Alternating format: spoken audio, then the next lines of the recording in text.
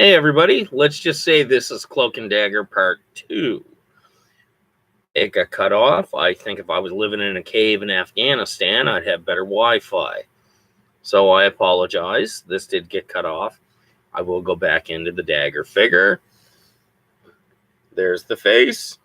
It's, as I said before, if you caught the end of the last video, it's a lot of times the toy manufacturers don't do female faces well. They certainly did with this one. You know, it looks like a nice lady. So let's go into the articulation. Head turns. The sculpted hair doesn't really hinder any movement. You know, she is articulated at her her shoulder. Her elbows are on a ball joint, so they turn. Her wrists turn. She has the torso cut. She's articulated on the hips, on the higher thighs, double jointed knees. She's got a cut right there on the calf. Her feet go up and down, and they're on a pivot. It's a nice looking figure. I want to actually show you the hands. These are probably some of my favorite female hands on any figure. You know, and on a character like Dagger. They're great. You know, it's it actually shows her power a little bit. You know, so it's boom. Anyway, so as I said, with the articulation, the only problem with this figure is she's kind of got I got a P knees. That's what I call them. It's been on a few female figures. Dagger, because she has the swivel ankles, you can pose her really well. You know, it's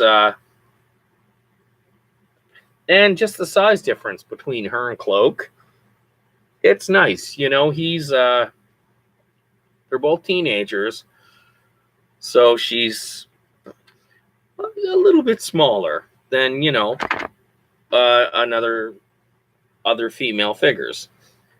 But again, the only fault with that is got a P legs. So I think he can see that. It's a bad thing. Hasbro's notorious for it, is when they don't know how to treat a female figure, they just keep adding articulation. And sometimes, you know, it's just too much. So but again, like I said, with her swivel ankles, she poses really well, especially with Cloak. So what I was gonna say. Oh. Cloak teleported to the floor. All right, so here we go. Just another shot of them together. Great figures. If you can get them, if you're a fan of Marvel, get them. They're great. You know, they look great on the shelf with your other figures. You know, even like I said, even if you're not a fan, they're two great sculpts. They're two great action figures. So I'd recommend them. All right. If you watched this one after I got cut off, I appreciate it. Hit that like, subscribe. Let me know which figures you want to see. We're going to get into some other figures. You know, I'm going to start deviating a little bit from the Marvel universe. I've done some Joe figures. But, yeah, again, we'll do some more Joe figures. I got a couple of Transformers I want to talk about. And some Star Wars. So, buckle in. It's a long ride. All right. Again, thank you. Like, subscribe, and hit me up with anything you want to see. Have a great night.